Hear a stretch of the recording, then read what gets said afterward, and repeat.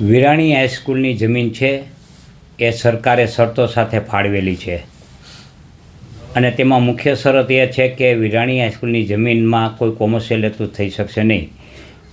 ટૂંકમાં શૈક્ષણિક હેતુ સિવાય કોઈ કાર્ય થઈ શકશે નહીં કે કોઈને ભાડે આપી શકાશે નહીં કે તેમાંથી નફો રળી શકાશે નહીં તેવી સ્પષ્ટ શરતો હોવા છતાં વિરાણી હાઈસ્કૂલના પ્રવર્તમાન ટ્રસ્ટીઓએ આ વિરાણી સ્કૂલના મેદાનમાં એક મોટું ખાણીપીણીનું બજાર ઊભું કરી દીધું છે.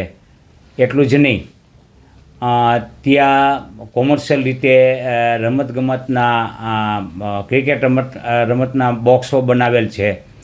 આ બધી બાબતો છે એ જે મૂળભૂત હેતુથી જે જમીન અપાયેલ છે તે મૂળભૂત હેતુની વિપરીત છે, વિરુદ્ધ છે. એટલે તેની પર શરત ભંગના પગલાં લેવા જોઈએ તેવી અમારી અરજી કલેક્ટરને સમક્ષ પડેલી છે. પ્રાંત અધિકારીને અમે પણ અરજી આપેલી છે. આ અરજીનો હજી યોગ્ય નિકાલ થયો નથી. એટલે આ તાત્કાલિક બંધ કરાવવું જોઈએ અને જે રાજકોટના વિદ્યાર્થીઓ છે, રમતવીરો છે, એ રમતવીરોને રમવા માટે મેદાનને ખુલ્લું કરવું જોઈએ. જેવી રીતે રાજકોટમાં અત્યારે દિન પ્રતિદિન મેદાનો ઘટતા રહ્યા છે અને આપણે વૈશ્વિક સ્તરે આપણે રમતગમતને પ્રોત્સાહન આપવા માટે સરકાર પ્રયત્નો કરી રહી છે. તેવા સંજોગોમાં જો મેદાન જ નહીં હોય તો વિદ્યાર્થીઓ રમશે ક્યાં? એટલે આ મોટો પ્રશ્ન છે. એટલે આ સદભંગના પગલાં લેવાય અને ટ્રસ્ટીઓ પર યોગ્ય કાર્યવાહી કરવામાં આવે અને જે નફો રળ્યો છે એ ટ્રસ્ટીઓ પાસેથી વસૂલ કરવામાં આવે.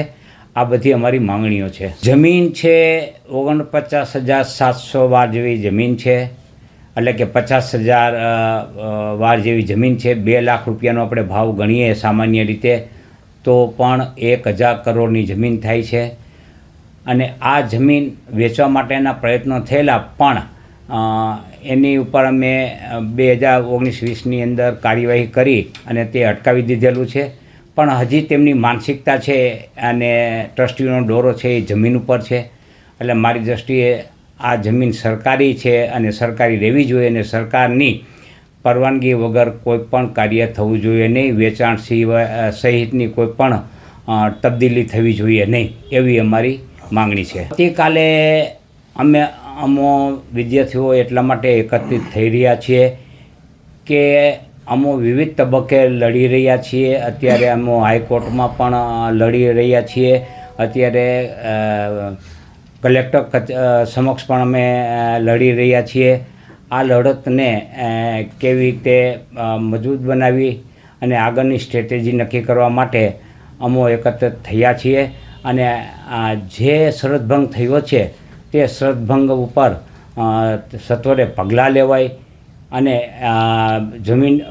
જમીનને ખુલ્લી કરવામાં આવે, મેદાનને ખુલ્લું કરવામાં આવે અને વિદ્યાર્થીઓને અને રમતવીરોને રમવા માટે ફરીથી કાર્યરત કરવામાં આવે તે માટે મારી લડત છે. Okay sir.